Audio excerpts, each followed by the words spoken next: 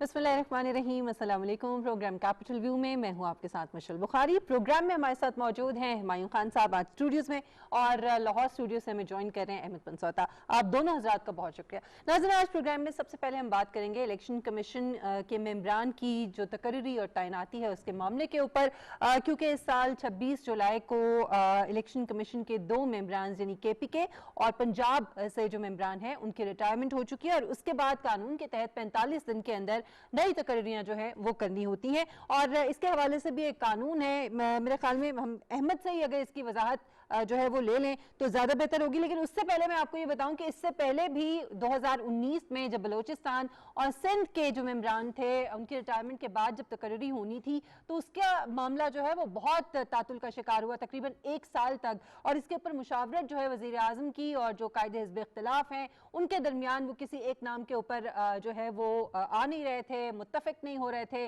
और उसकी वजह से ये मामला बहुत देर तक हटाई में रहा। इस मर्तबा सूरत हाल क्या है? क्या एक बार फिर हम यही देखेंगे कि ये डिले होगा, या इसका जो तरीका कार है वो इतना कॉम्प्लिकेटेड है जिसकी वजह से हो जाता है? अहमद, सबसे पहले तो मैं ये जानना चाहूंगी कि कानून क्या है? इनका आर्टिकल 2182 भी है मेरे ख्याल में और 2132A है।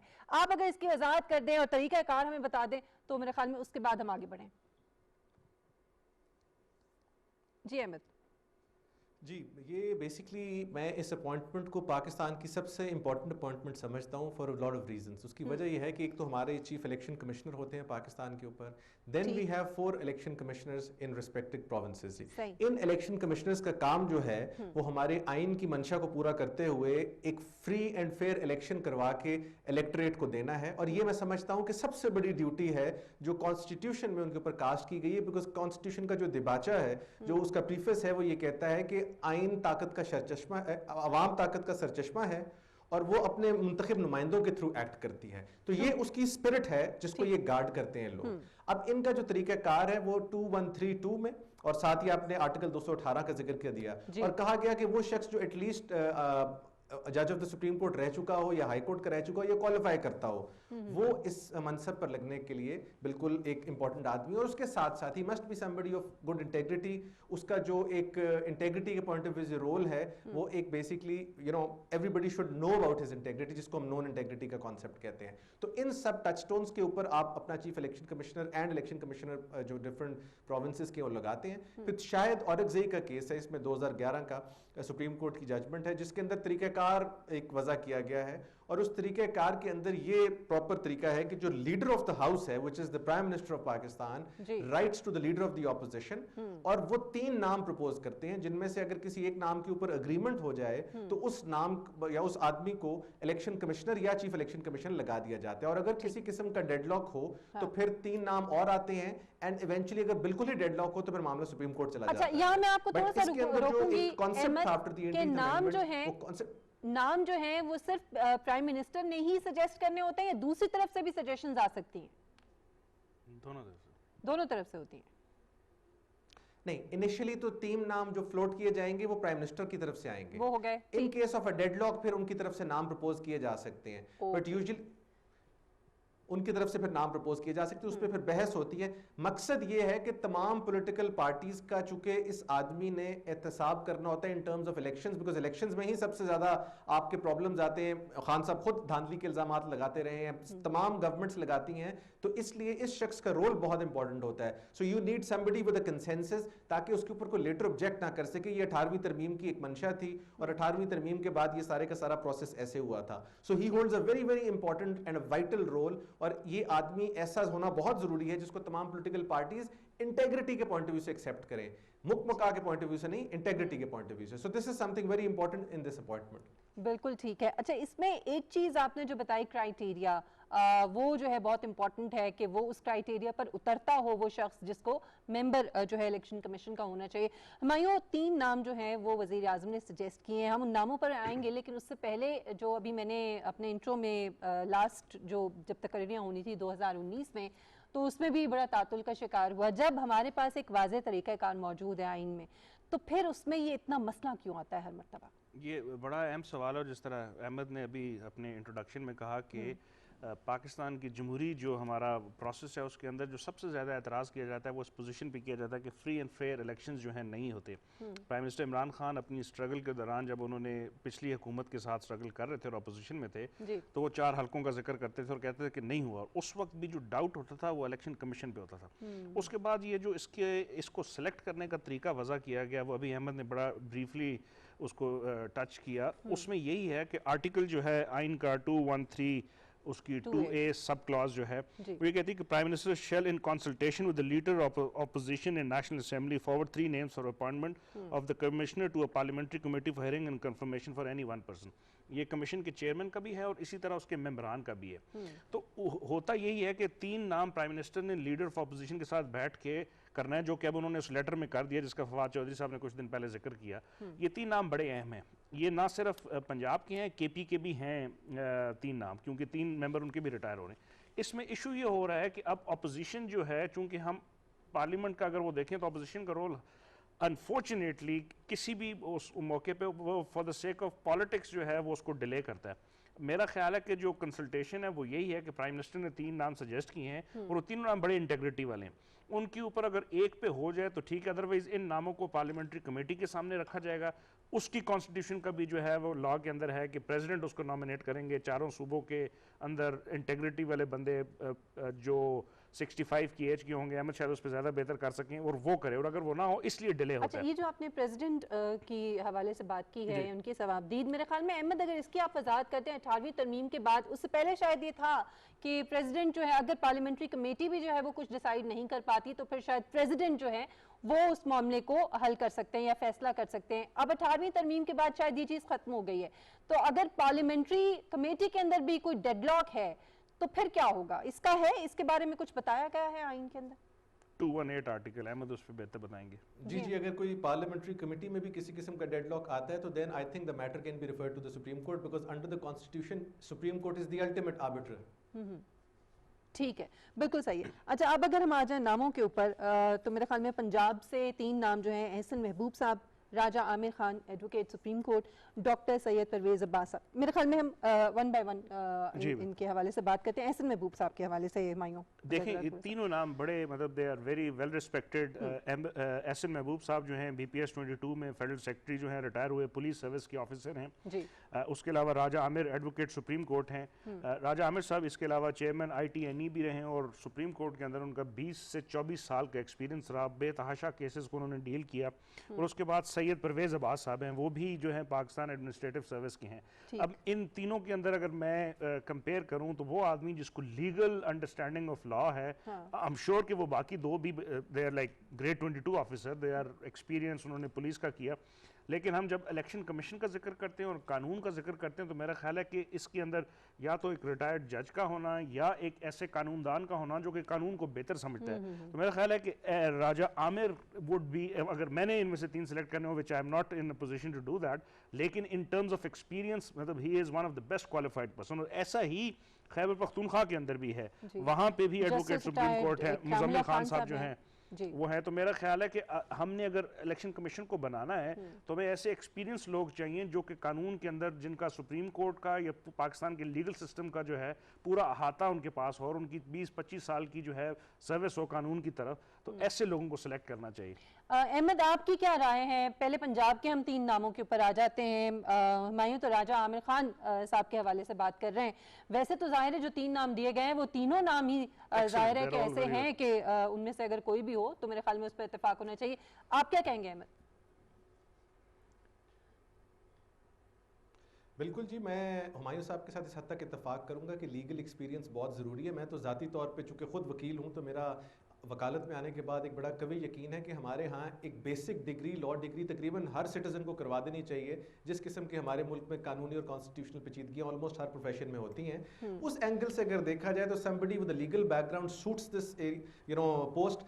جہاں تک احسن محبوب صاحب کا تعلق ہے, گریڈ 22 کے جو آفیسر صاحب ہیں, دوسرا ان کا تعلق ہے, دونوں they are senior but bureaucrats اس ملک میں بہت زیادہ ریٹائرڈ پوزیشنز کے بعد they have been appointed to good post, اور موسٹلی ہوتا بھی ایسے ہے. میں اس پوزیشن میں یہ سمجھتا ہوں کہ ایسے آدمی کو دینا چاہیے جو کہ بہت کوئی نون فگر نہ ہو. اس کی وجہ یہ ہوتی ہے کہ جسٹ لائک اے جج آف دا سپریم کورٹ اور دا ہائی کورٹ somebody جو کہ اپوائنٹ ہو رہا ہے وہ اتنا نون آدمی ہونا نہیں چاہیے تاکہ اس کی ایکسس بھی اتنی ہی کم ہوتی ہے. سو راجہ صاحب کی بات جس طرح انہوں نے کی, راجہ عامر صاحب ایک ایسا فگر ہیں جن کے بارے میں ایک عام تاثر یہ ہے کہ ہی از اے ڈیسنٹ مین اور ہی از اے مین آف اٹموسٹ انٹیگریٹی, پلس ان کا سروس ایز جوڈیشل کریئر بہت زبردست رہا ہے, 2 سال انہوں نے چیئرمین آئی ٹی این ای کی طرح گزارے ہیں. اس کے علاوہ بھی ان کا ویریس جو اگر آپ دیکھیں تو وہ سفر ان کا بڑا اچھا ہے. سملرلی کے پی کے میں بھی میں کہوں گا مزمل خان صاحب ایک بڑے اچھے اور قابل احترام وکیل ہیں, وہاں پر ایک ریٹائرڈ جج صاحب بھی ہیں, وہ بھی کوالیفائی کرتے ہیں کیونکہ الیکشن کمشنر کی ایک جورسڈکشن ہوتی ہے اپیل سننے کی, کمپلینٹ سننے کی اور لوگوں کو گریونسز ان کے ریڈریس کرنے کی, ایک وہ قوضۂ جوڈیشل پوزیشن ہوتی ہے. تو اس پوزیشن کے مد نظر رکھتے ہوئے یہ لوگ جو ہیں, میں سمجھتا ہوں 2 جن کی میں بات کر رہا ہوں, یہ میں اگری کروں گا ود ہمایوں صاحب کہ I think this is going to be a very good choice. If I was in a position تو I would have gone for these 2 people. تو آپ کو کیا لگتا ہے ہمایوں کہ اگر سیاست برائے سیاست نہ ہو تو میرا یہ خیال ہے اپنا ذاتی, لیکن آپ سمجھتے ہیں کہ ان ناموں کے اوپر کوئی اعتراض نہیں ہونا چاہیے قائد حزب اختلاف کو؟ میرا خیال ہے جی ہمیں تھوڑا سا کریڈٹ قائد حزب اختلاف یا لیڈر آف اپوزیشن شہباز شریف صاحب کو بھی دینا چاہیے. وہ بھی انہی پیرایوں پہ پچھلے چند سالوں سے گفتگو کر رہے ہیں کہ ہمیں کنسنسس کر کے ملک کو چلانے کی, چارٹر آف اکانومی کا بھی انہوں نے ذکر کیا اور بہت طرح مطلب وہ ایک کنسنسس کی طرف بات کریں. میرا خیال ہے جو پرائم منسٹر کی یہ جو لیٹر گیا ہے اس کے اوپر I am sure there is going to be some consideration from their point of view. اور یہ جو 3 نام ادھر کے گئے ہیں کے پی کے اور 3 نام جو پنجاب کے گئے ہیں, تو میرا خیال ایک بہت اچھا ایک وہ ہوگا کہ اگر کنسنسس ہو جائے. اور اس کے علاوہ اگر آپ انفارمیشن منسٹر کی وہ لاسٹ ٹویٹ کا بھی ذکر کریں تو انہوں نے کہا کہ ہم اس کے علاوہ چیئرمین نیب کی اپوائنٹنگ کرنے کا جو طریقہ ہے اس کے اوپر بھی ہمارا جو ہے نا کوئی ڈیڈ لاک نہیں ہے, اور ہم کوشش کریں گے کہ اپوزیشن کے ساتھ مل کے اگر یہ کنسنسس ڈیولپ ہو جائے ان 2 پولیٹیکل پارٹیز کا, تو میرا خیال ہے جمہوریت کی اس سے بڑی خدمت دونوں پارٹیز کے درمیان نہیں ہو سکتی اگر وہ کنسنسس سے ان کی اپوائنٹمنٹس کو کر لیں جس کے اوپر سب کو ہمیشہ سے اعتراض رہا ہے. تفاہم و تفہیم کے ساتھ ہو جائے تو میرے خیال میں اس سے بہتر اور کیا بات ہو سکتی ہے. اچھا احمد, اس میں 45 میں یہاں پر شہباز شریف صاحب کے پوائنٹ آف ویو سے بھی ایک بات کرنا چاہتا ہوں. اگر آپ جی پلیز احمد کیجیے. جی احمد.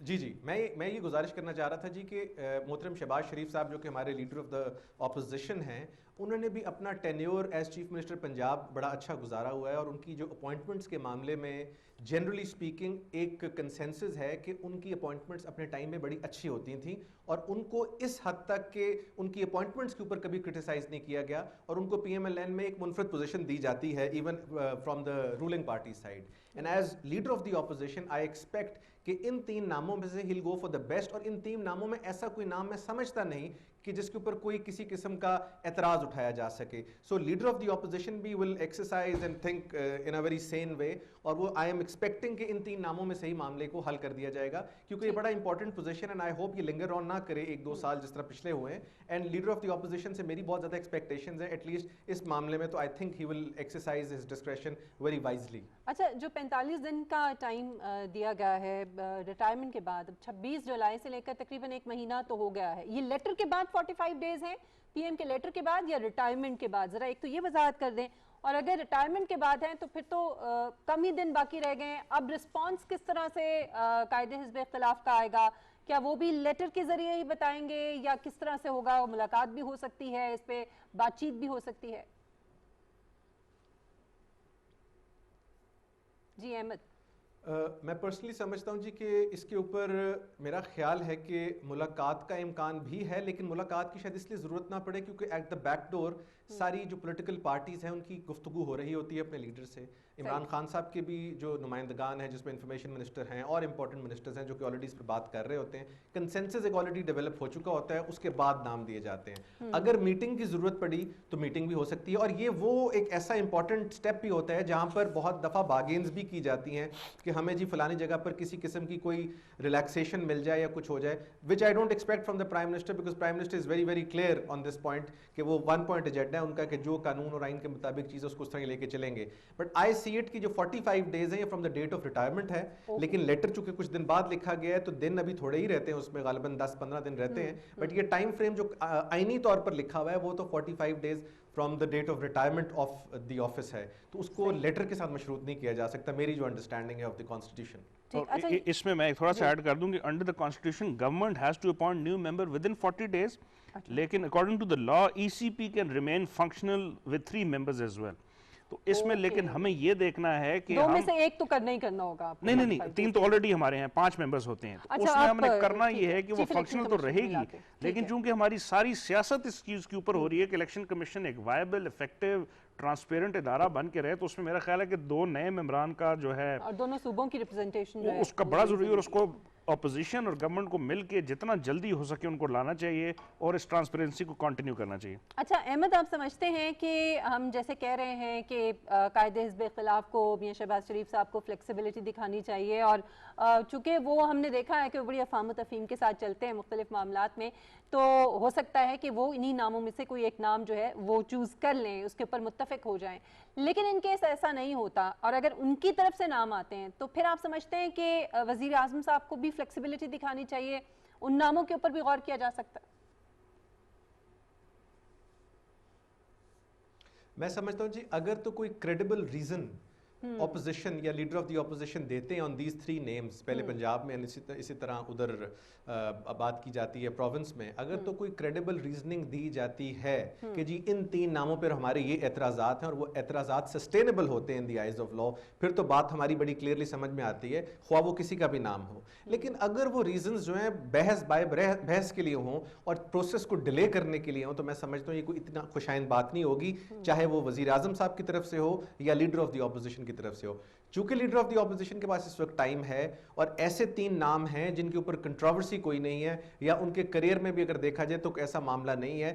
2 بیوروکریٹس ہیں, ایک پریکٹسنگ لائر ہیں, اور تینوں ایسے فگرز ہیں جن کے اوپر کوئی کسی قسم کا ایلیگیشن نہیں ہے. I don't think so there should be any issue in deciding, unless کہ وہ کوئی پوائنٹ آؤٹ کریں کہ جی کوئی آدمی ہے جس سے ہمیں یہ خطرہ درپیش ہے جس کی وجہ سے ہم سمجھتے ہیں کہ وہ امپارشلی ایکٹ نہیں کر سکتا, دیٹ میک سینس. بٹ اگر وہ نہیں کرتے اور سمپلی ایک تنقید برائے تنقید ہے, تو آئی تھنک اس کا فائدہ ان کو ہو نہ ہو, پاکستان کو اس کا بہت نقصان ہوگا, کیونکہ پنجاب کا پروونس جو ہے will be headless as far as the election commission is concerned. Election commission ایک بہت امپورٹنٹ ادارہ ہے جس کی آپ کو تفصیل میں نے بھی بتائی ہے, ہمایوں صاحب نے بھی بتائی ہے, اور اس کا جو رول ہے انڈر آرٹیکل 218 وہ سب سے امپورٹنٹ رول ہے to conduct free and fair elections, وہ سب سے بڑا امپورٹنٹ معاملہ ہے. رسپانسبلٹیز کے حوالے سے بھی میں چاہوں گی کہ اگر آپ تھوڑی سی وضاحت کر دیں. جی رسپانسبلٹیز میں دیکھیں جی, الیکشن کمیشن آف پاکستان, اگر آپ کو یاد ہو جب ہمارا خان صاحب نے ایشو ریز کیا تھا 4 حلقوں کا, تو اس ٹائم پر ایک جوڈیشل کمیشن بنا تھا. اس کے جو ٹی او آرز تھے ان میں سے 2-3 ٹی او آرز میں سے جو ایک سب سے امپورٹنٹ تھا کہ کیا یہ الیکشن کمیشن عوام کی امنگوں پر پورا اترا اس طرح سے جس طرح قانون اور آئین میں لکھا ہوا ہے. کس طرح لکھا ہوا ہے؟ وہ یہ لکھا ہوا ہے کہ فری اینڈ فیئر الیکشنز کروانے میں کامیاب ہوا. فری اینڈ فیئر الیکشنز کی آگے ڈیفینیشن یہ تھی کہ irregularities, بے ضابطگیاں جو ہیں وہ انفیئرنس میں شاید اس طرح نہیں لی جا سکتی کہ اگر کسی ایک حلقے میں یا مے بی ایک سرٹن پرسنٹیج آف دا حلقوں میں چیز آ جائے. سو ان کے جو رولز میں سب سے امپورٹنٹ رول ہے وہ سب سے پہلے تو ہے انشور کرنا جب آگے الیکشن آتے ہیں یا کوئی بائی الیکشن آ جاتا ہے جس میں free and fair and transparent elections, بلا خوف بلا اینی انٹرفیئرنس, یہ کام کروانا نمبر 1. نمبر 2, الیکشن کی کوئی پٹیشن آ جاتی ہے, الیکشن کسی کا چیلنج ہو جاتا ہے, کسی کے الیکشن ایک حلقے میں کوئی ایشو آ گیا ہے وہ سامنے آ جاتا ہے, اس کو بلا خوف in light of the law in accordance with the constitution decide کرنا. جو سب سے امپورٹنٹ میں ان کا رول سمجھتا ہوں وہ ہے 2 سال بعد جو الیکشن آئے گا اس الیکشن کی تیاری کرنا. الیکشن کی تیاری 1-2 دن یا 1 مہینے یا 6 مہینے میں نہیں ہوتی, الیکشن کے لیے بہت ٹائم لگتا ہے. الیکٹورل رولز کی پریپریشن ہے, آپ نے پورے پاکستان میں حلقوں کے اندر, انہوں نے تو چونکہ پنجاب اور کے پی کے حد تک حلقوں کے اندر آئیڈینٹیفیکیشن کرنی ہے, ووٹر کو دیکھنا ہے کہ ووٹر کہاں کہاں ایگزسٹ کرتا ہے, ووٹنگ اوور نائٹ رجسٹر تو نہیں ہو رہے, جعلی ووٹرز تو نہیں ہیں. یہ ساری کی ساری جو چیزیں ہیں ان کے پاس ہیں, اور اب تو سپریم کورٹ کی متعدد ججمنٹس ہیں جو ان کو امپاور کرتی ہیں کہ یہ کسی بھی حد تک جا کر انشور کریں کہ فری اینڈ فیئر الیکشنز ہوں, اور ان کے پاس بے تحاشا پاورز ہیں. اگر آپ دیکھیں تو ابھی یوسف رضا گیلانی صاحب والا جو کیس چل رہا ہے اس میں بھی یہ ڈسکشن آ رہی ہے, اس سے پہلے بھی یہ ڈسکشن آ رہی ہے کہ الیکشن کمیشن آف پاکستان کو امپاور کریں تاکہ وہ یہ سارے کے سارے ڈیسیجنز لے کے بر وقت فیصلے کرے, بجائے اس کے کہ ہر الیکشن سپریم کورٹ میں اینڈ کرے یا لاہور ہائی کورٹ میں آئے یا ٹرائیبیونلز میں جائے. یہ الیکشن کمیشن کی رسپانسبلٹی ہے, اور اگر یہ اس رسپانسبلٹی کو کیری آؤٹ نہیں کر سکتے تو یہ پاکستان کے ساتھ سب سے بڑا ایک میں سمجھتا ہوں اپنے عہدے کے ساتھ دھوکہ ہے, بیکاز ہم سب کی ریپرزنٹیشن کریکٹلی جو آئیڈینٹیفائی یا کریکٹلی ریفلیکٹ نہیں ہوگی تھرو بیلٹ اگر ان لوگوں کا رول جو ہے وہ پازیٹیو نہ ہو, ٹرانسپیرنٹ نہ ہو, فیئر نہ ہو اور کلیئر نہ ہو. ٹھیک. اچھا ہمایوں، جو لاسٹ ٹائم ڈیڈ لاک تھا پھر بعد میں سپریم کورٹ تک بات گئی اور کورٹ نے بھی یہ کہا معزز جج نے کہ یہ معاملہ جو ہے یہ پارلیمنٹیرینز ہی تک رہتا اور وہی حل کرتے تو زیادہ بہتر تھا بجائے اس کے کہ عدالت کو بیچ میں آنا پڑتا.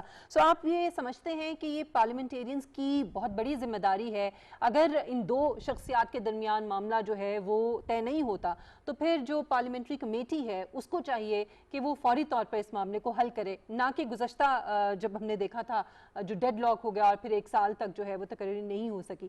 سو اس دفعہ آپ کو لگتا ہے کہ صورتحال بہتر ہوگی؟ جی میرا مطلب بینگ آپٹیمسٹ میرا خیال یہی ہے کہ جس طرح کا ہم پچھلی سیاست کو دیکھیں اور اس وقت جو ہے وہ لیڈر آف زیادہ دی پرانی بات اپوزیشن، نہیں، 2019 کی بات ہے. ایگزیکٹلی لیڈر آف اپوزیشن جو ہیں انہوں نے بھی بہت اچھے گیسچرز دیے ہیں کہ کس طرح جو ہے ہمیں مل کے پاکستان کی بقا کے لیے، پاکستان کی اکنامک ریوائول کے لیے، اور اس وقت پاکستان پوری دنیا کے اندر جو ہے نا بہت سے مسائل میں گھرا ہوا ہے، تو اس میں میرا خیال ہے یہ وہ اتنا اہم مسئلہ ہے جس کی طرف احمد نے کہا کہ ساری پولیٹیکل پارٹیز یا جو جمہوریت ہے اس کی بقا اس چیز میں ہے کہ ہم اس ٹرانسپیرنسی کو انشور کریں. تو اس میں میرا خیال ہے کہ لیڈر آف اپوزیشن جو ہے وہ being a reasonable person in my opinion he would basically go with these 3 names. اور جس طرح احمد نے کہا کہ ان 3 ناموں کے اندر کوئی ایسا نہیں، تینوں ایمیکیبل ریکارڈ ہے، ان کا ایکسلنٹ ریپوٹیشن ہے، لیکن چونکہ الیکشن کمیشن آف پاکستان سارے معاملات کو لیگلی ڈیسائیڈ کرتا ہے تو اس میں چوائس ایسی ہونی چاہیے جس کی لیگل انڈرسٹینڈنگ، لیگل اوپینین یا انڈرسٹینڈنگ آف دا لا ہونی چاہیے.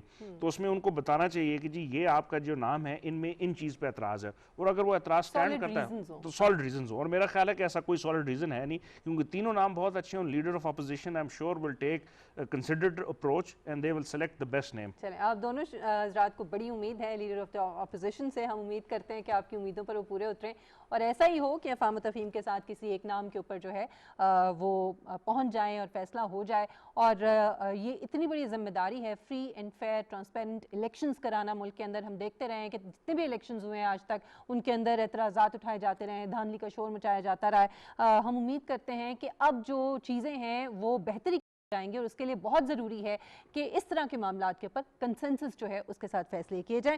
ناظرین ایک مختصر سا ہم بریک لیں گے اور بریک کے بعد واپس آئیں گے تو بات کریں گے لیجسلیشن جو ہے وہ ان 3 سالوں میں پاکستان تحریک انصاف کی حکومت کے دوران کس حد تک ہوئی اور خاص طور پہ خواتین کے حوالے سے جو قانون سازی ہوئی ہے وہ کتنی مؤثر رہی ہے. ہمارے ساتھ رہیے گا.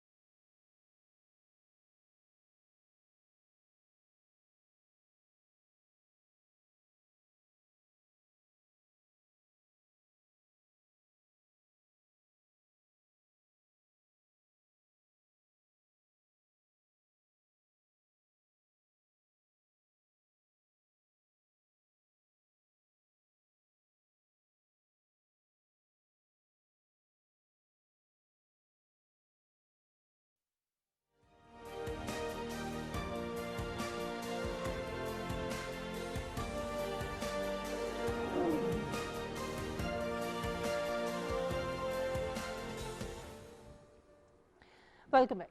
ناظرین کسی بھی حکومت کی کارکردگی کو جانچنے کے لیے مختلف پیرامیٹرز ہوتے ہیں. ان میں سے ایک جو ہے وہ یہ دیکھا جاتا ہے کہ اس دور حکومت میں، کسی بھی دور حکومت میں عوام کے حقوق کے تحفظ کے لیے قانون سازی جو ہے وہ کس حد تک کی گئی ہے، خاص طور پہ جو نگلیکٹڈ ایلیمنٹس ہیں معاشرے کے ان کے حوالے سے کیا کام کیا گیا ہے.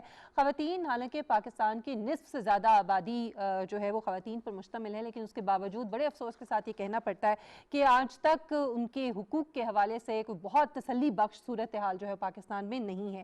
آج ہم بات کریں گے کہ پاکستان تحریک انصاف کی حکومت کے جو 3 سال تھے ان کے دوران جو لیجسلیشن ہوئی ہے اس میں خواتین کے حوالے سے جو قوانین ہیں ان پر کس حد تک کام ہوا ہے اور ان کے اوپر جو امپلیمنٹیشن ہے وہ کس حد تک شروع ہوئی ہے. اس میں کچھ جو قوانین پاس کیے گئے ہیں ان میں ایک تو enforcement of women property rights act 2020 ہے, اس کے علاوہ bill for domestic violence protection and prevention act 2020 ہے, جبکہ Muslim family laws amendment act ہے 2021, جبکہ اینٹی ریپ بل ہے, پھر اس کے علاوہ زینب الرٹ جو رسپانس اینڈ ریکوری ایکٹ 2020. سو یہ بڑے ہی امپورٹنٹ بلز جو ہیں جو پیش کیے گئے اور پاس ہوئے قوانین کی صورت میں اس وقت موجود ہیں, ان کے حوالے سے آج ہم گفتگو کریں گے. سب سے پہلے تو احمد, ہم نے گزشتہ دنوں بات کی تھی کہ کتنے بلز جو ہیں وہ پاس کیے گئے ہیں اس دوران, اس حکومت کی جو یہ ٹینیور تھا 3 سال کا, اس کے دوران, اور وہ میرے خیال میں غالباً 100 کے قریب تھے, جن میں سے بہت بڑی تعداد جو آرڈیننسز کی بھی تھی.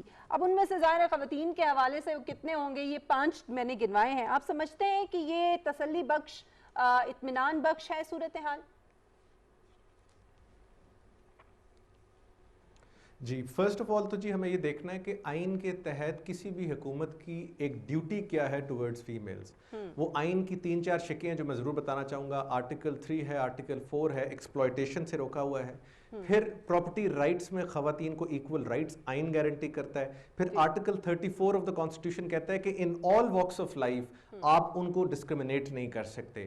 سو this goes on to show کہ خواتین کے اوپر ایک ایکسٹرا ایمفسس ہے آئین میں, ہمارے اس آئین میں, تاکہ ان کا جو خیال ہے, ان کے لیے لیجسلیشن ہے, وہ گورنمنٹ کا اولین فرض ہونا چاہیے. میں سمجھتا ہوں پاکستان تحریک انصاف کی گورنمنٹ میں عمران خان صاحب کا جو ایک عمل ہے جس کو میں بالکل سراہنا چاہتا ہوں, لیجسلیشن کی حد تک انہوں نے کافی لیجسلیشنز پاس کی ہیں. 4-5 کا آپ نے نام لیا, اور ان کی تھوڑی تفصیل بتانا بڑی ضروری ہے because they relate to very important subject. سب سے پہلے جو پروٹیکشن آف پراپرٹی رائٹس 2020 کے قانون کی بات کی ہے, وہ خواتین کو اگر ڈس انہیرٹ کیا جائے, جو کہ پاکستان میں سب سے زیادہ کامن چیز ہے, ان کو ان کا وراثتی حق نہیں دیا جاتا, تو وہ امبڈسمن کے پاس جا کے درخواست دے سکتی ہیں اور اس کے سدباب کے لیے, اس کی داد رسی کے لیے ان کے پاس اختیار ہے. ڈومیسٹک وائلنس پاکستان کے بہت بڑے پرابلمز میں سے ایک ہے. ابھی ریسنٹلی ہماری ہائی کورٹ کی ججمنٹ بھی آئی ہے, جسٹس علیزہ باجوہ صاحب نے کہا ہے گورنمنٹ کو کہ پنجاب کا پرانا قانون بھی امپلیمنٹ کریں, اور جو ہمارا ڈومیسٹک وائلنس کا قانون فیڈرل لیول پر اس وقت پھنسا ہوا ہے, حکمرانوں کی نظر ہے جو کہ ہماری اپوزیشن اس پر اس طرح سپورٹ نہیں کر رہی, اس قانون کو بھی پاس کریں. اس میں خواتین کو ڈومیسٹک وائلنس اور ساتھ ساتھ ایموشنل ابیوز, جو کہ سب سے زیادہ کامن ہے پاکستان میں, خواتین کو گالی دینا, اپنی ڈومیسٹک ریلیشن شپس میں ان کے اوپر مار دھاڑ کرنا, ان کو انٹیمیڈیٹنگ بیہیویئر میں لانا, اس کے اوپر قانون آیا. پھر اینٹی ریپ آرڈیننس 2020 جو کہ ابھی اگست میں وہ بھی لیپس کر گئے, وہ بھی اپوزیشن کی میں سمجھتا ہوں کہ دہشت گردی کا شکار ہے کہ اس کو بالکل آگے نہیں جانے دے رہے, اس کو ایکٹ بننے کی صورت نہیں دے رہے. اس قانون کے تحت ایک اسپیشل کمیٹی فارم ہوئی تھی جس نے اس قانون کی امپلیمنٹیشن دیکھنی تھی. وزیر اعظم پاکستان خود رسپانسبل تھے اس کی امپلیمنٹیشن کے لیے. اس میں for the first time forensics, تمام جدید جو ایک قانون کی پروویژنز ہوتی ہیں ان کو استعمال کیا گیا. میڈیکو لیگل ڈپارٹمنٹ, انویسٹیگیشن کا پروسیجر, ڈی این اے کی کلیکشن کا پروسیجر سے لے کے میڈیا گائیڈ لائنز کی پروسیجر سے لے کے ہر چیز اس کے اوپر کمیٹی فارم کی. میں بیرسٹر ملیکہ بخاری کی خصوصی تعریف کرنا چاہتا ہوں جنہوں نے ہر خواتین سے ریلیٹڈ قانون کو خود لیڈ کیا, لا منسٹر کے بہاف پر انہوں نے خود لیڈ کیا اور یہ پروو کیا کہ وہ جس مینڈیٹ کو لے کے آئی ہیں اپنا, وہ خواتین کا وہ آگے بڑھایا. پھر زینب الرٹ بل میں بالکل جو بچوں کا اور ان کی ابڈکشن کا کیسز ہیں اس کو کرب کرنے کے لیے وہ بڑا خوبصورت قانون تھا جو آگے لے کے آیا. میں سمجھتا ہوں لیجسلیشنز بہت پاس ہوئیں, بہت ساری ڈیبیٹس بھی ہوئیں, خواتین کے ساتھ بہت سارے گھنونے واقعات ہوئے اس دور میں, جس طرح کہ آپ کے سامنے موٹر وے ریپ انسیڈنٹ تھا, آف لیٹ ریپ انسیڈنٹس آئے ہیں, پھر نور مقدم کا کیس ہے, اس طرح بے تحاشا کیسز ہیں. دیکھیں گو آن, مینار پاکستان کا کیس ہے. لیکن گورنمنٹ نے لیجسلیشن ضرور کی. میں سمجھتا ہوں امپلیمنٹیشن میں کسی حد تک ضرور کمی رہی ہے, وہاں پر عدالتوں کا ماتحت عدالتوں کا بھی بہت قصور ہے, ہماری پروسیکیوشن کا اس میں بہت بڑا عمل دخل ہے. ایک بہت بڑا مسئلہ, ٹھیک ہے کہ لیجسلیشن بہت ضروری ہے, قانون سازی بہت ضروری ہے, وہ ہونی چاہیے, لیکن ہمایوں آپ سمجھتے ہیں کہ ہمارے جو ایک فرسودہ معاشرتی جو نظام ہے, جو ہمارا سسٹم ہے, اس کے اندر قوانین کے اوپر جو امپلیمنٹیشن, ان قوانین کی جو امپلیمنٹیشن ہے وہ زیادہ بڑا مسئلہ ہے؟ نہیں ایبسلیوٹلی مشیل, یہ اتنا اہم کوشچن ہے جو آپ نے ریز کیا ہے. اس میں جس طرح ابھی احمد نے بتایا کہ current government of P T I has done remarkable job. یہ جو 5 بل ہیں اس کے علاوہ اور بھی کافی سارے بل ہیں, اور نہ صرف پی ٹی آئی بلکہ پروونشل گورنمنٹس جو ہیں انہوں نے اپنے اس کے اندر کیے ہیں. پیپلز پارٹی نے جو ہے وہ سندھ کے اندر کیے ہیں, اس کے علاوہ بلوچستان کے اندر بھی کچھ لاز پاس ہوئے ہیں. جو ایشو ہے ہمارا, وہ سب سے اہم ایشو ہے کہ جو ہمارا کرمنل جسٹس سسٹم ہے یا جو ہمارا پروسیجرل لا ہے, جس میں احمد زیادہ اس کو بہتر بتا سکتے ہیں, اس کی امپلیمنٹ. لیگل اوپینین یا جو لیجسلیچر ہے انہوں نے قانون پاس کر دیے. اب جو ہمارا پولیسنگ کا ہے, ہمارا لا آف ایویڈنس ہے, اس کے علاوہ ہمارا جو جوڈیشل ریفارم ہے, اس کے علاوہ پریزنز ریفارم, ان ساری, اور یہ تو سب سے بڑا فیکٹر ہے کہ جو معاشرے کی جو ایک نشو نما ہونی تھی, جس میں ایجوکیشن ہے, سول سوسائٹی کی نشو نما ہے, وہ نہیں ہوئی. یعنی ایک خاتون جو خود ڈومیسٹک وائلنس کا شکار ہے, جب تک وہ باہر نکل کر بتائے گی کسی کو نہیں, یعنی ایک ہمارا مائنڈ سیٹ ہے نا کہ آپ نے کسی سے بات ہی نہیں کرنی, اور ہم 51% آف پاپولیشن از ویمن, اور اگر ہم آدھی سے زیادہ جو ہماری آبادی ہے اس کو اس کے ڈیو رائٹس جو ہیں وہ اس کو نہیں دے سکتے, اور قانون ہے لیکن اس کی امپلیمنٹیشن کے اندر اگر ہمارے ہاں پیپلز پارٹی اور پی ٹی آئی اور پی ایم ایل این اور ایم کیو ایم اور جو ہے وہ ہماری باقی جو جے یو آئی ایف, جے ایکسیلنٹ, انہوں نے سارے کوششیں کی. کچھ میں شاید ان کا رول کچھ پولیٹیکل پارٹیز کا اتنا اچھا نہیں رہا, لیکن اوور آل جو 3-4 بڑی پارٹیز ہیں, they have done remarkable job. اب قانون بنا دیے گئے ہیں, ان کو نافذ کرنا اور اس کی امپلیمنٹیشن کرنا, پولیس ریفارمز کرنا. اب چونکہ 18ویں ترمیم کے بعد یہ بہت سے اختیارات صوبوں کے پاس آ گئے ہیں, پریزنز ریفارم کرنا ہر اس کا, تو میرا خیال ہے کہ بہت بڑا ٹاسک ہے. آئندہ چند سالوں میں اگر پولیٹیکل پارٹیز ملتی ہیں, legislation has done remarkable job, اور سارا, اور پی ٹی آئی کو کریڈٹ دینا چاہیے ان 5 بلوں کے اوپر, اور اس کے ساتھ باقی پارٹیز کا بھی بڑا اہم رول ہے. تو میرا خیال ہے کہ اس کے اوپر جو اگر ہم توجہ دیں, اور پروسیکیوشن کے اوپر, اور بائی دا وے اگر آپ اس کے ساتھ لے لیں تو ہمارا ایف اے ٹی ایف کے اندر جو ہے 26 میں سے 27 ہمیں پوائنٹس دیے گئے تھے, 26 وی ہیو فلفل. جو 27واں ایک تھا وہ یہ تھا کہ پارشل فلفلمنٹ آف پروسیکیوشن. تو وہ یہ جو لیگل جو ہے وہ لکیناز جو ہیں ان کو اگر ہم کریکٹ کر لیں اگلے چند سالوں میں, تو I think we can become a very good example in South Asia. یہی سوال احمد میں آپ کے سامنے بھی رکھوں گی کہ ابھی نور مقدم کا واقعہ جو ابھی پیش آیا ہے, اس کے علاوہ ایسے اگر میں کوٹ کرنے پہ آؤں تو میرے خیال میں ہمارا پورا پروگرام جو ہے وہ گزر جائے گا. ایسے انگنت واقعات ہیں. ایک تو اس کی یہ بھی وجہ ہے کہ اب شاید رپورٹ تھوڑے زیادہ ہونے لگے ہیں, لوگوں میں اویئرنیس آ رہی ہے, پہلے سے زیادہ اب لوگ جو ہیں وہ کھل کے بات کرنے لگے, لیکن امپلیمنٹیشن کتنا بڑا مسئلہ ہے ان قوانین کے اوپر. دیکھیں جی, خواتین سے ریلیٹڈ جو معاملات ہیں اور قوانین کی تو ہم نے بات کر لی. مسئلہ جو بہت بنیادی ہے وہ یہ ہے کہ خواتین کی قانون کی امپلیمنٹیشن کی جب بھی بات ہو, جب بھی کسی واقعے کی بات ہو, کسی ریپ کے انسیڈنٹ کی بات ہو, نور مقدم کی بات ہو, ہمارے ہاں جو مرد حضرات جب اس کو ڈسکس کرتے ہیں تو ہم 7 ورڈ مگر ضرور لگاتے ہیں کہ وہ ادھر گئی, اس کے ساتھ بڑی زیادتی ہوئی, مگر وہ وہاں کیا کرنے گئی. ریپ کا انسیڈنٹ ہو گیا, 4 سال 5 سال کی بچی ہو گئی, لیکن وہ اکیلی کیوں تھی. اسی طرح ریپ انسیڈنٹ ہو گیا, موٹر وے ریپ انسیڈنٹ ہوا, وہ خاتون اکیلی بچوں کو لے کے کیوں جا رہی تھی. ہمیں سوسائٹی میں جو سینسٹائز کرنے کی ضرورت ہے وہ یہ ہے کہ خواتین جس مرضی سفیر آف لائف میں جس طرح مرضی اپنا سفر کر رہی ہیں, کوئی دفتر جا رہی ہیں, کہیں پر مینار پاکستان میں جا رہی ہیں, they have full right to participate in any activity they want. ہمارا سوال اور فوکس یہ نہیں ہونا چاہیے کہ مگر, ہمارا سوال مگر سے پہلے اگر پر آنا چاہیے کہ قانون کیسے امپلیمنٹ کیا جائے, ان کو پروٹیکشن کیسی دی جائے, ان کو پالیسیز کیسی بنائی جائیں. ہمارے لیڈران کی طرف سے ایسی سٹیٹمنٹس آنی بہت ضروری ہیں کہ دے فیل پروٹیکٹڈ. جو خواتین کی اس وقت آؤٹریج ہے, جو آپ سمجھ لیں ایک ہیو اینڈ کرائے ہے, وہ کنوکشنز پہ یا امپلیمنٹیشن آف دا لا پہ نہیں. اگر آپ دیکھیں تو زینب کے کیس سے لے کے کسی بھی کیس میں دیکھیں, سب لوگ کنوکٹ ہوئے ہیں. ان کو اعتراض بیسک یہ ہے کہ ہمارے ہاں گورنمنٹ بھی اور اپوزیشن بھی جوائنٹلی جب لیڈیز یا فیمیلز کا ایشو ڈسکس کرتی ہیں تو اس ایشو کو بڑی سینسٹیوٹی سے ڈسکس کرنا ہے. We need to make them feel protected, we need to tell them کہ yes we are all out there for you, اور ہم اس ایشو کو بڑا سیریسلی لیتے ہیں. دیکھیں قانون تو کوئی بھی ایسا نہیں بن سکتا جس پہ ان کو پروٹیکشن نہ دی جائے. قوانین تو ایکچولی ایکسٹرا مائل جاتے ہیں, جس طرح ریپ کا قانون ہے, میں نے اس کی بات کی, ڈومیسٹک وائلنس کی, ساری جگہوں پر ان کو ایکسٹرا الاؤنسز ہیں. ایشو وہ نہیں ہے, ایشو ہے ان قوانین سے پہلے ایک سوسائٹی میں یہ امپریشن دینا کہ جناب یہ ایسے ہی امپلیمنٹ ہوں گے, اور پھر ساتھ ساتھ ان قوانین کو امپلیمنٹ کرنا. اور میں تیسری بات آتا ہوں عدالتوں پہ. عدالتوں کا بہت امپورٹنٹ رول ہے, بیکاز جب عدالتوں کے سامنے معاملات آتے ہیں, اگر آپ دیکھیں تو جسٹس منصور علی شاہ صاحب کو یہ کیٹیگوریکلی کہنا پڑا کہ ایک کیریکٹر آف دا وٹنس جو ہے یا ایک کیریکٹر آف دی جو وکٹم ہے وہ امپورٹنٹ نہیں ہے. اگر ایک خدا نہ خواستہ ایسے کیریکٹر کی خاتون ہے جو کہ کیریکٹر دنیاوی نظر میں مناسب نہیں ہے, اس کے ساتھ بھی ریپ ہو سکتا ہے. یہ چیزیں عدالتیں, سینئر عدالتوں کو کہنی پڑتی ہیں, تو پھر ہماری جونیئر اور ماتحت عدالتیں جو ہیں وہ ان چیزوں کو ایک سینسیٹیوٹی سے لیتی ہیں. یہ وہ فیکٹر زیادہ امپورٹنٹ ہے جس کے اوپر میں سمجھتا ہوں وزیر اعظم صاحب کو اور فوکس کرنا چاہیے.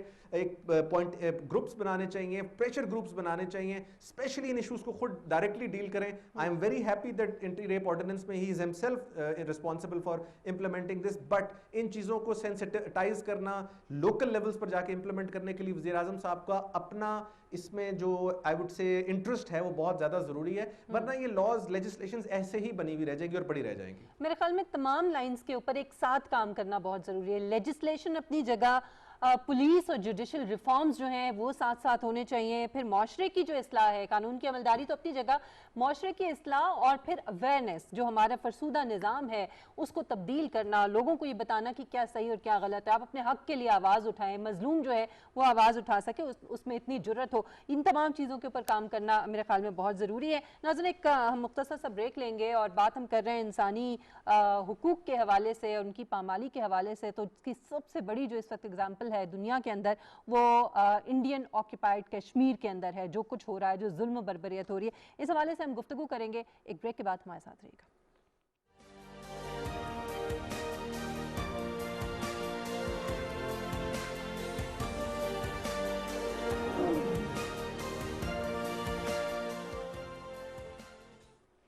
Welcome back. ناظرین, مقبوضہ جموں و کشمیر میں وہاں کے لوگوں کے ساتھ جو ظلم و بربریت سال ہر سال سے جاری ہے وہ تو اب دنیا کے سامنے آ چکا ہے بڑا کھل کے, اور دنیا نے اس کے اوپر آواز اٹھانی بھی شروع کر دی ہے, اس پر بات کرنی بھی شروع کر دی ہے کہ کس طریقے سے وہاں پر انسانی حقوق کو جو ہے پامال کیا جا رہا ہے.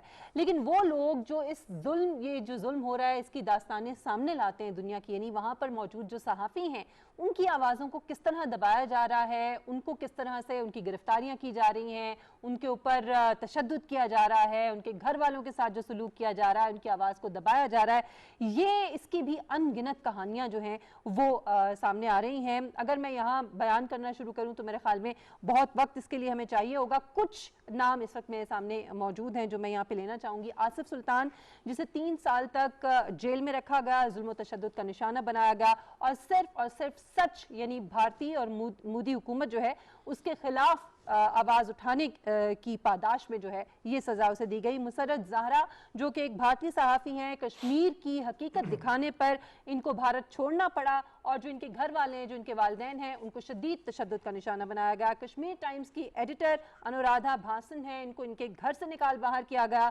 اور صرف وجہ یہ تھی کہ مودی حکومت کا اصل چہرہ جو ہے وہ دنیا کے سامنے لائی. یہ صرف چند نام ہیں, اس کے علاوہ اور ان گنت نام ہیں.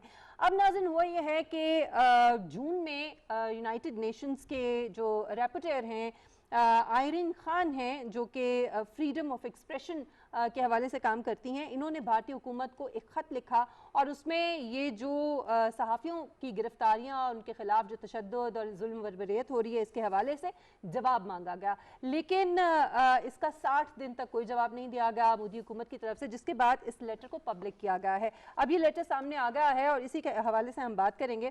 سب سے پہلے تو ہمایوں, یہ بڑی خوش آئند بات ہے کہ اب دنیا کو یہ جو ظلم و بربریت ہو رہا ہے مقبوضہ جموں کشمیر کے اندر وہ نظر بھی آنا شروع ہو گیا ہے, اور اب وہ اس کے اوپر بات کرنا شروع ہو گئے.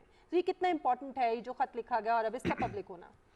میرا خیال ہے یہ بہت ہی امپورٹنٹ ہے. مطلب special reporter on the protection of right to freedom of expression جو ہے, انہوں نے انڈین حکومت سے اور ان سے یہ جو ہے وہ سوال کی ہیں کہ اچھا, اور اگر آپ اس کو ایسوسیٹ کریں 2019 کے اگست کے اس فیصلے کے اوپر سے جہاں پہ انڈیا نے یونیلیٹرلی جو ہے آرٹیکل 370 اور اس کو ایبروگیٹ کر کے جو ہے ریووک کیا, اور جو وہاں کے لوگوں کی امنگیں تھیں. اچھا, by the way us article کو ہم شروع سے نہیں مانتے تھے, لیکن اس کو پھر بھی کسی حد تک لوگوں کو ایک جو ہے فریڈم دی گئی تھی 1947 آنورڈز. لیکن جو 2019 میں انہوں نے یہ فیصلہ کیا, اس کے بعد جو ہے ان کو ڈیموگرافک چینجز کرنے کا, ان کی جو میرج سرٹیفکیٹ ایشو کرنے کا, اور اس میں بے تاشا وہ ہیں. تو اس میں انڈیا اگر آپ دیکھیں 2021 میں جو ہے انڈیا 142 نمبر پہ آیا ہے ورلڈ فریڈم پریس انڈیکس کے اوپر, جو کہ بتاتا ہے کہ ایک ایسی حکومت جو کہ اپنے آپ کو سوڈو ڈیموکریٹک پوری دنیا کے سامنے کہتی ہے اور ورلڈ لارجسٹ ڈیموکریسی کہتی ہے, اور اس میں اتنا بلیک آؤٹ کیا گیا ہے، اور اس میں جو ہے نا ہمارے جو جرنلسٹ ہیں انڈیا کے اندر، اور اگر ہم آکیوپائڈ کشمیر کے اندر کے دیکھیں تو ان کی سرویلنس کے اوپر جو ہے ان کو ہیرس کیا جا رہا ہے، انفارمل انویسٹیگیشن کی جا رہی ہیں ان کی، اس کے علاوہ جو ہے نا ویریفائیبل ان کی بلاکڈ کر دی گئی کسی قسم کی انفارمیشن. تو پوری دنیا کے اندر میرا خیال ہے انڈیا کو جو ہے نا اس کو ایسوسیٹ کر لیں افغانستان کے ساتھ، اپنی وہاں کی سبکی کو جو ہے وہ کشمیر کے اندر جو ہے نا ہمارے جو جرنلسٹ بہن بھائی ہیں ان کو تذلیل کر کے، ان کو ڈیٹین کر کے، ان کو اللیگلی ڈیٹین کر کے، بلکہ مطلب یہ word would be very apt کہ کوئی ان کی آواز باہر نہ جانے دے، ٹوٹل بلیک آؤٹ کیا گیا، انٹرنیٹ بند کر دیا گیا، کم از کم جو ہے نا 2 سال تقریباً انٹرنیٹ بند کیا گیا.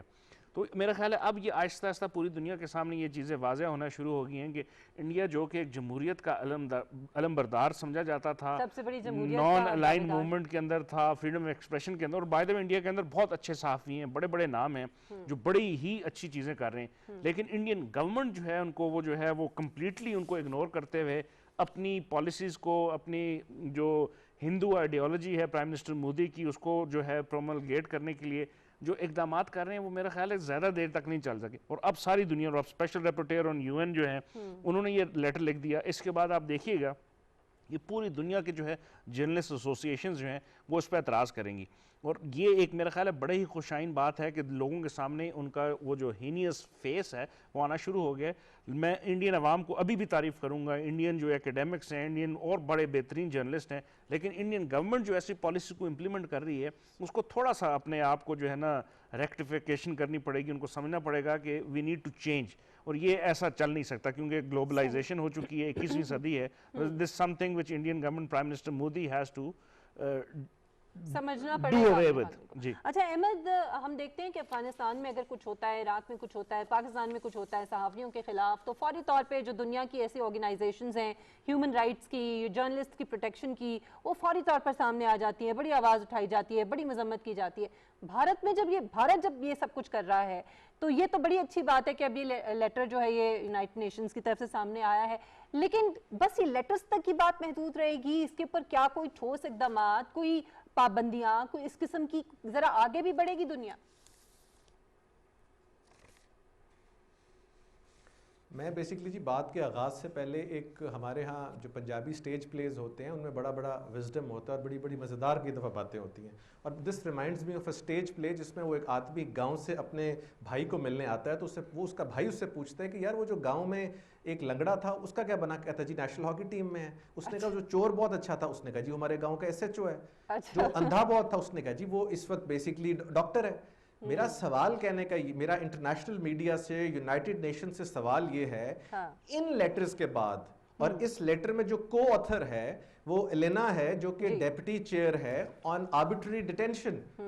اس نے لکھا ہے they are the ones who have raised this concern United nations کو. یونائٹڈ نیشنز کے جو جنرل سیکرٹری ہیں جو کہ پچھلے دنوں بہت زیادہ پریشان تھے کہ افغانستان میں کیا ہو رہا ہے، کیا ہوگا، کیسے ہوگا، ان سے بھی میرا سوال یہ ہے کہ میں آپ کو کس کس کا نام لوں؟ میں آپ کو گورس کیا کہتے ہیں لنکش کا نام لوں؟ میں آپ کو عامر کا نام لوں؟ میں آپ کو کس کس صحافی کا نام لے کے بتاؤں جس کو آپ نے انلیگل ڈیٹینشن میں رکھا ہوا ہے، 3 سال سے وہ اندر ہیں؟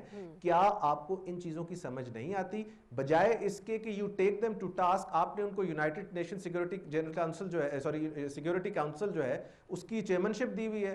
آپ نے اس انڈیا جس کی سارے کے سارا مائنڈ سیٹ، جیسے ہمارے وزیر اعظم صاحب کہتے ہیں RSS مائنڈ سیٹ ہے، جو کشمیر میں ہر آواز کو دبانا چاہتے ہیں، آواز کے ساتھ ساتھ کسی میڈیم کو نہیں چھوڑتے، انٹرنیٹ کو بھی دبانا چاہتے ہیں. 365 کیا 2 سال سے وہاں پر کشمیریوں کے اوپر مظالم ڈھا رہے ہیں. ان لوگوں سے آپ بات کرنا چاہتے ہیں، ان لوگوں کو آپ نے ٹاپ امپورٹنٹ پوزیشنز دی ہوئی ہیں، اینڈ یو تھنک کہ ہم جو پاکستانی ہیں اور یہ افغانستان اور یہ سارے یہ آپ کی سارا دن بیٹھ کے ہم باتیں سنیں. یونائٹڈ نیشنز کا رول جو ہے has to be sort of repaired. They must revamp their role. اور انڈیا کو it is high time that they start targeting them on human rights violation. ایک جرنلسٹ جو ہے اس کو جب آپ قید کرتے ہیں، آپ فریڈم آف ایکسپریشن کو قید کرتے ہیں، آپ اس کے قلم کو روکتے ہیں. جب آپ اس کے قلم کو روک ہی نہیں رہے، اٹھا کے ڈیٹینشن میں لے جا رہے ہیں، آپ کے لیٹرز لکھے جا رہے ہیں، آپ کو بات سمجھ نہیں آ رہی، اور آپ کا سارے کا سارا فوکس اس وقت یہ ہے کہ افغانستان میں کیا ہوگا. یہ طالبان ایک دور میں بڑے گندے تھے، یہ بعد میں کیا کریں گے. تو جو ہو رہا ہے سیکرٹری جنرل صاحب پہلے آپ اس کے اوپر اپنی توجہ دیں اور آپ اس کے اوپر سیریس ایکشن لیں. ایز اے پاکستانی, پاکستان کو فورن منسٹر کو اس کو ٹیک اپ کرنا چاہیے, and all the countries who sincerely believe کہ اس پہ کوئی عمل ہونا چاہیے, they must move a resolution in the United Nations and get this matter taken up. اگر یہاں پاکستان کے حوالے سے کوئی اس قسم کی بات ہوتی, کوئی ایسا لیٹر ہوتا, تو بھارت میں اس وقت پورا میڈیا جو ہے وہ ایک طوفان انہوں نے کھڑا کیا ہوتا ہے, ایک شور شرابہ ہوتا اور انٹرنیشنل لابنگ ہو رہی ہوتی پاکستان کے خلاف. ہمایوں آپ سمجھتے ہیں کہ اس طرح کی, ہم نے پہلے دیکھا EU ڈسانفو لیب کی رپورٹ سامنے آئی, بھارت کے 40 بینکس کے حوالے سے منی لانڈرنگ, دہشت گردی میں کس طرح سے معاونت کر رہے ہیں, اس کے حوالے سے رپورٹ آئی امریکہ کی. پھر اب یہ ہے, اس سے پہلے ہم نے دیکھا کہ جو یورپی پارلیمنٹیرینز ہیں انہوں نے خط لکھے. تو یہ ساری چیزیں اس وقت ہمارے سامنے, ہمیں کیا کرنا چاہیے سفارتی سطح پر, انٹرنیشنل لابنگ کس طرح سے کرنی چاہیے؟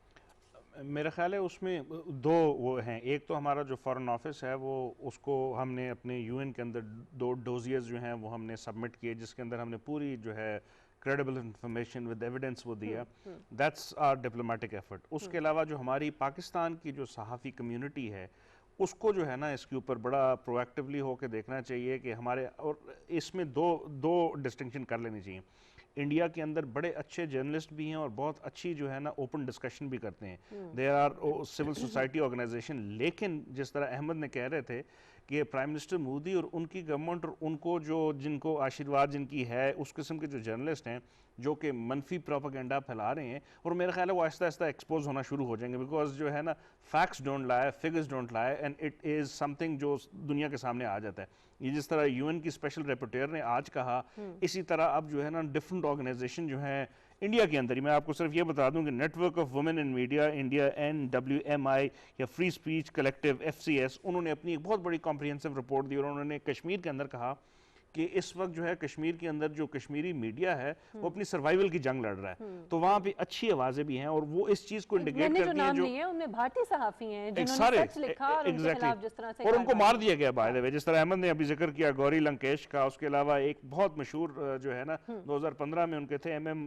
کالابرجی صاحب, ان کو مار دیا گیا, اور وہ کیسز چل رہے ہیں کہ کس طرح جو ہے ان لوگوں کو جو ہے وہ آوازوں کو میوٹ کر دیا جاتا ہے. تو میرا خیال ہے کہ آہستہ آہستہ جو میڈیا ہے, میری مطلب پاکستانی میڈیا سے درخواست ہے کہ اس چیزوں کو ہائی لائٹ کرو, انٹرنیشنل میڈیا اس کو پک کرے گا, اور اس میں ان کے جو نیگیٹو رولز ہیں, جو اس بھارتی میڈیا کے جو پیڈ میڈیا ہے, یا جو وہ ایسے ہیں جو کہ وہ اسٹیٹ نیریٹو کو ٹو کرتے ہیں for their own public interest, personal interest, sorry public کہہ رہا ہوں, وہ آہستہ آہستہ وہ آشکار ہو جائیں گے سب کے اوپر, اور ہم پوری دنیا کو بتا دیں گے کہ بھارت کا جو نیگیٹو رول ہے بھارتی گورنمنٹ کا, ناٹ بھارت کا, بھارت کی سوسائٹی, ان کی سول سوسائٹی امیزنگ, لیکن ان کی جو RSS مینٹیلٹی مودی گورنمنٹ ہے, that's some thing which is very dangerous. بالکل صحیح ہے. بہت شکریہ ہمایوں خان آپ کا, احمد بن سعود آپ کا بھی بہت شکریہ. ناظرین, یہ بہت ضروری ہے, اور اچھی بات یہ ہے کہ پہلے تو پاکستان پہ الزام لگا دیا جاتا تھا بھارت کی طرف سے کہ چونکہ پاکستان یہ بات کر رہا ہے اور پاکستان ہمارے خلاف بولے گا.